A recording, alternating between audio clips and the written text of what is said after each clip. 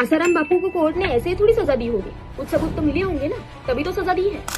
ऐसा कई लोग कहते हैं, लेकिन इंसान सोचने पर तब मजबूर होता है जब वो इस केस के रियल वर्डिक्ट के बारे में सुनता है। Welcome to part 2 of advocate Kirti Ahuja's high court judgement analysis in the Asaram Bapu case. दोस्तों, जब सेशन कोर्ट का जजमेंट आया था तब सुप्रीम कोर्ट के कई एडवोकेट्स ने उस पर सवाल उठाए थे। संत आसाराम बापू का केस मेरा स्पष्ट मानना है वो झूठा केस है, वो फर्जी केस है और न्यायालयीन लड़ाई सही कारण से ना लड़े जाने के वजह से आज वो ये दिन देख रहे हैं। और अब हाई कोर्ट के जजमेंट पर भी एडवोकेट कीर्ति आहूजा का कहना है कि यह जजमेंट सही नहीं है। तो अब सवाल ये है, सही है कौन? कोर्ट या फिर अपना लीगल ओपिनियन खुलकर रखने वाले ये एडवोकेट?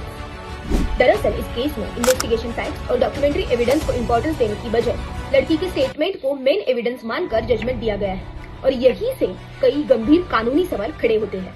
यानी कि सिर्फ अकेले एक लड़की के बयान पर किसी को कन्विक्ट कर देना, आजीवन कारावास दे देना, ये एक बहुत रिस्की काम है, क्योंकि कल को कोई भी किसी पर भी कोई भी इल्जाम लगा सकता है। तो ऐसे में सुप्रीम कोर्ट ने इसीलिए कई सारी जजमेंट्स में कहा है कि ठीक है, सोल टेस्टिमनी पर हम किसी को कन्विक्ट कर सकते हैं, लेकिन वो टेस्टिमनी कैसी होनी चाहिए ये भी सुप्रीम कोर्ट ने हर एक जजमेंट में कहा है। यानी कि कंसिस्टेंसी, ट्रस्टवर्दीनेस, क्रेडिबल और साथ में वो स्टेटमेंट प्रोबेबल भी लगनी चाहिए। ऐसा नहीं होना चाहिए कि वो बिल्कुल ही इंसिडेंट इम्प्रोबेबल लग रहा हो कि ह्यूमन कंडक्ट में ऐसा कभी हो ही नहीं सकता है। तो ये सारी चीजें भी ध्यान देने वाली होती हैं।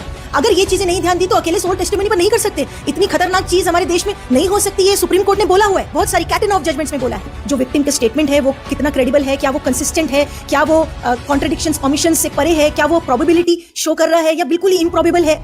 अगर उस टेस्ट को अप्लाई कहीं किया गया है इस जजमेंट में, वो ढूंढा जाए, तो मुझे इस जजमेंट में वो ठीक से नहीं दिखा है कि उस टेस्ट को ठीक से अप्लाई किया गया हो और उसको ठीक से इसमें गैदर करके डिटेलिंग की गई हो। जजमेंट क्या होनी चाहिए कि किसी पर भी फेथ नहीं होना चाहिए, ना ही विक्टिम की तरफ ना ही एक्यूज की तरफ, दोनों तरफ ही फेथ नहीं होना चाहिए। होना क्या चाहिए? जो लीगल प्रिंसिपल्स हैं, जो लॉ है, जो एप्रिसिएशन ऑफ एविडेंस है, वो अप्लाई करना चाहिए। विक्टिम और एक्यूज के अलावा कोई था ही नहीं, इसलिए विक्टिम पर ही विश्वास करना पड़ेगा, विक्टिम पर ही फेथ करना पड़ेगा। इसी आधार पर अगर करना है तो फिर तो ट्रायल की जरूरत ही नहीं, फिर तो एविडेंस एक्ट की जरूरत नहीं, फिर तो हाई कोर्ट में अपील में जाकर एप्रिसिएशन ऑफ एविडेंस करने की भी जरूरत नहीं, फिर तो सुप्रीम कोर्ट की भी जरूरत नहीं। फिर जरूरत ही क्या है? फिर तो कोई भी स्टेटमेंट कह दे और उसके बाद से डायरेक्टली कन्विक्शन कर दिया जाए। फिर इतना सालों तक ट्रायल गुजारना, फिर इतने सालों तक अपीलेट पीरियड गुजारना, वो सब की जरूरत ही नहीं ना फिर। अब शायद आपको समझ आया होगा कि इस जजमेंट को इतना क्रिटिसाइज क्यों किया जाता है, लेकिन ये पूरा जजमेंट एक वीडियो में समझाना पॉसिबल नहीं है। इसलिए अगले पार्ट्स में हम इसे और गहराई से एनालाइज करेंगे ताकि आपके पास नरेटिव नहीं, एनालिसिस पहुंचे।